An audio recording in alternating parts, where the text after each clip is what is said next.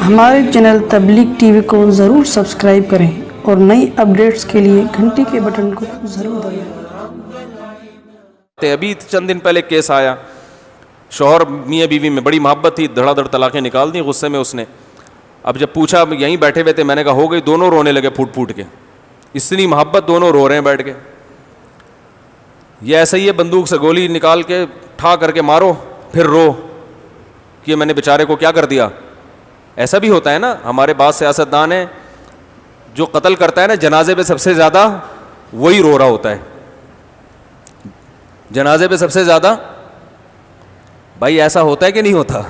بعض دفعہ جس دہشت گرد نے مارا ہوتا ہے کندھا، وہی دے رہا ہوتا ہے۔ تو یہ جو 3 طلاقیں دے کے میاں رو رہا ہوتا ہے نا، اس کو 2 تھپڑ لگایا کرو کھینچ کے نالائق کو۔ یہ سیاستن بھی روتے ہیں تاکہ ہمارے اوپر بلی نہ آئے، روئیں گے دھوئیں گے، سسرال کا دباؤ بھی کم ہوگا، لوگ بھی کہیں گے بیچارے کے منہ سے غلطی سے نکل گیا، اب اس کو ندامت ہے، ہائے ہائے، کہیں گے چلو فتویٰ مل گیا، حرام ہو گئی یار، کیا کریں اب، بس غصہ میں۔ تو بھائی کیوں نکالا غصے سے؟ غصے میں تھپڑ مار دیتے، اس کی تلافی ہو سکتی ہے، آپ کے بھی لگ جاتا ہے ایک آدھ۔ ہر چیز کی تلافی غصے میں ہو سکتی ہے، بندوق کی تلافی ہے؟ بولو نا، تو طلاق کی بھی تلافی نہیں ہے۔ ثلاث جدہن جد وہزلہن جد، صحیح حدیث ہے، 3 چیزیں ایسی ہیں جن کی حقیقت بھی حقیقت اور مذاق بھی حقیقت، اور شریعت کی یہ حکمت ہے، کیونکہ اگر اس طرح غصے میں اور مذاق میں طلاقوں کو شریعت کنسیڈر نہیں کرتی تو طلاق کے لفظ کو کھیل بنا لیا جاتا۔ طلاق نے دیتے، عورت سمجھتی اب میرا نکاح ختم ہو گیا، کہیں اور نکاح کرنا چاہتی، وہ کہتے میں تو رو رہا تھا، میں تو غصے میں تو آپ کو پتا ہے میں تو پاگل ہو جاتا ہوں غصے میں تو باولا ہو جاتا ہوں، میرا تو دماغ خراب ہو جاتا ہے۔ بیوی کہے گی ہاں خراب تو ہوتا ہے آپ کا دماغ، یہ تو میں نے کئی دفعہ دیکھا ہے۔ کس کا دماغ خراب نہیں ہوتا غصے میں؟ بھائی کون نارمل ہے آج؟ غصے میں دماغ سیٹ ہو تبھی تو انسان، وہ تو فرشتہ بن جائے۔ بھائی کسی کا غصے میں دماغ خراب نہ ہو، بالکل صحیح ہو، وہ تو پھر اس کو تو پیغمبر کے حلم سے حلم ملا ہے اس کو، ٹھیک ہے نا، اس کو تو لیڈر بنا دینا چاہیے قوم کا۔ تو سارے ہی بہک رہے ہیں غصے میں، اور جو غصے میں الٹی سیدھی حرکتیں کرے گا، دیکھو غصے میں آپ گاڑی میں جا رہے ہیں اور آپ نے 2-4 بندے بھیڑ دیے غصے میں کہ ایسی کی تیسی، کروڑا کی وجہ سے میں ٹینشن میں آیا ہوا ہوں، آج لاک ڈاؤن 2 منٹ کے لیے ختم ہوا ہے تو میں بھیڑتا ہوا جا رہا ہوں، ہوتا ہے نا ایسے، تو کوئی معاف کر دے گا آپ کو؟ بھائی میرا جھگڑا ہوا تھا، میں بیوی سے جھگڑا ہوا تھا، اب آپ بتاؤ، اگر میں جب جھگڑا ہوتا ہے تو غصے میں آدمی نکلتا ہے، تو 2-4 بندے اگر آ گئے تو میرا کیا قصور ہے؟ تو غصہ پوری دنیا میں کسی قانون میں بھی غصہ ایک کوئی عذر کسی قانون میں سمجھا نہیں جاتا۔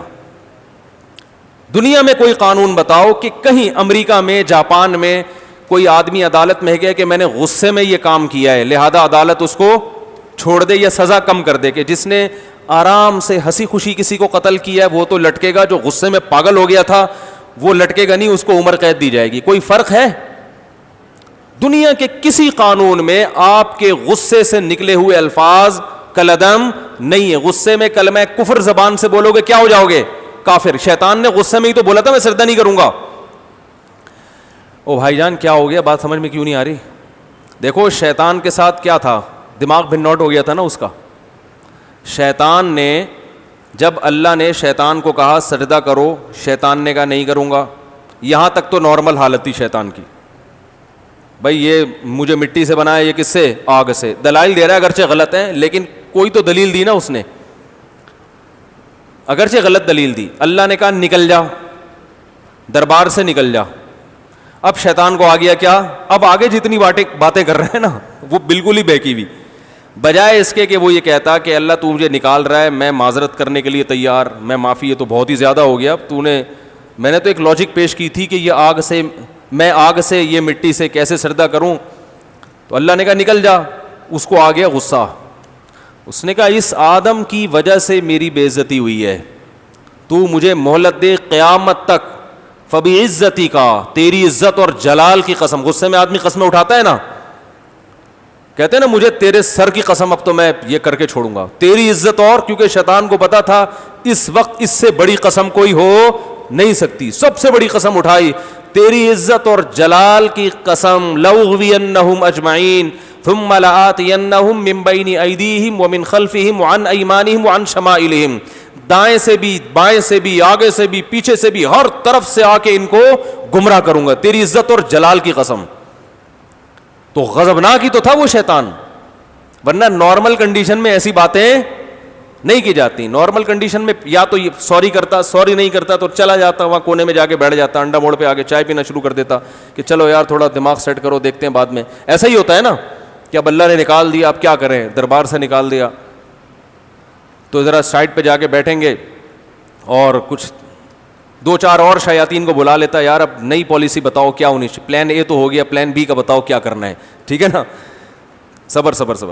تو ان کو بولے آدھے گھنٹے بعد تو کوئی نئی پالیسی بناؤ, کوئی ایسا پروگرام نہیں, مشورہ کر لیتا اور 2-4 شتونگڑے جمع کر کے, ٹھیک ہے نا.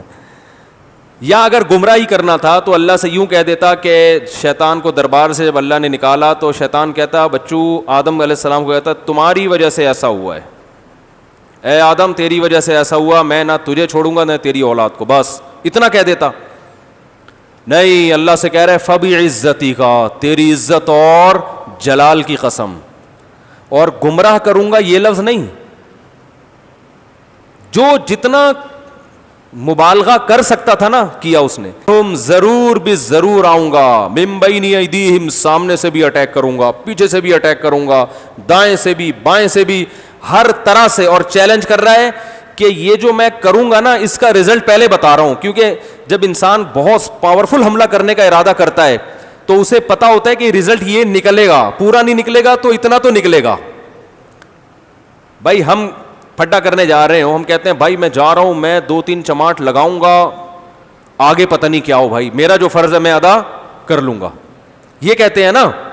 لیکن آپ نے ارادہ کیا کہ میں ایسا سخت حملہ کروں گا کہ آپ کو پتہ ہے کہ اس کا رزلٹ 100% نہ نکلا تو 70% تو نکل ہی جائے گا. تو یہ پھر یہ چیلنج آپ جب کرتے ہیں جب آپ کو اپنے اٹیک کا اندازہ ہوتا ہے کہ بہت پاورفل اٹیک کرنے جا رہا ہوں میں, چھوٹا موٹا اٹیک کیا ہو گیا بول لیا کرو نا یار, چھوٹا موٹا اٹیک نہیں کروں گا. تو شیطان نے کہا کہ میں دائیں سے بائیں سے آگے سے پیچھے سے ہر طرف سے اتنا پاورفل اٹیک کروں گا کہ اللہ تو یہ بات ابھی لکھ لے, لا تجد اکثرہم شاکرین, اکثر ان میں سے تیرا کھائیں گے مگر شکر ادا نہیں کریں گے, یہ لکھ لے تو. اور قرآن نے کہا کہ وَلَقَدْ صَدَّقَ عَلَيْهِمْ إِبْلِيسُ ظَنَّهُ, شیطان نے جو دعویٰ کیا تھا انسانوں میں اس دعوے کو سچا پایا. یہ قرآن کے الفاظ ہیں. واقعی اکثر لوگ کہاں جائیں گے, جہنم میں. تو یہ ساری باتیں نارمل حالت میں ہوتی ہیں, بولو نا بھائی, یہ غصے میں ہی ہیں. تو اللہ نے یہ نہیں کہا کہ چونکہ تو بہت زیادہ غصے میں آیا ہوا ہے فرشتوں سے کہا اس کو ذرا ٹھنڈا پلاؤ یہ نارمل ہو جائے, ٹھیک ہے نا. اور یا جہنم میں جب شیطان کو ڈالا جائے گا تو شیطان کہ اللہ میرا چونکہ دماغ بالکل ہی غصے میں آؤٹ ہو گیا تھا, تو اب میں غصے میں کہہ رہا تھا اور تو سیریس ہی ہو گیا, ٹھیک ہے نا, تو مجھے جہنم میں ڈال رہا ہے, تو یہ مان لے گا اللہ تعالیٰ. اسی لیے کہتے ہیں غصہ جو ہے نا اس پہ کنٹرول کرنا سیکھو. ہماری شریعت نے بار بار جو غصے کے بارے میں, ایک صحابی آئے نبی سے عرض کیا یا رسول اللہ کوئی نصیحت کریں, آپ نے فرمایا لا تغضب, غصہ مت کرو. پھر آئے یا رسول, پھر پوچھا کوئی نصیحت کریں, فرمایا لا تغضب, غصہ مت کرو. بار بار پھر پوچھا, فردد مرارا, نبی اسی بات کو بار بار دہراتے رہے. غصہ ہر برائی کی جڑ ہے. تو یہ نہیں کہ اب غصے میں طلاقوں کو کالعدم قرار دے دیا جائے. کس کے پاس تھرمامیٹر ہے لگا ہوا ہے کہ جو چیک کرے گا؟ اہل حدیث حضرات یہاں بھی بڑی گڑبڑ کرتے ہیں, وہ غصے کی طلاق کو بھی نہیں مانتے اور حدیث پیش کرتے ہیں لا طلاق ولا عتاق فی اغلاق, حالانکہ اس کا تعلق غصے کی طلاق سے نہیں ہے. اغلاق کا ترجمہ یہ بنتا ہی نہیں ہے. تو وہ کیا ہے وہ پھر ٹاپک چینج ہو جائے گا, اس لیے میں اس پہ ابھی نہیں آ رہا. تو اس سے ہمیں یہ بھی پتہ چلتا ہے بھائی مفتی کا کام کیا ہے, اللہ کا حکم لوگوں کے سامنے بیان کر دے. لوگوں کے جذبات سے متاثر ہونے کی مفتی کو اجازت نہیں.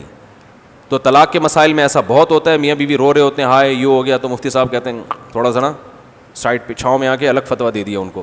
تو نہیں ہے, 3 ہو گئی ختم, بھائی رونا دھونا ہے جو بھی ہے رو لو, ان کے ساتھ بیٹھ کے پابندی نہیں ہے, لیکن حرام کو حلال کرنے کی اجازت نہیں ہے.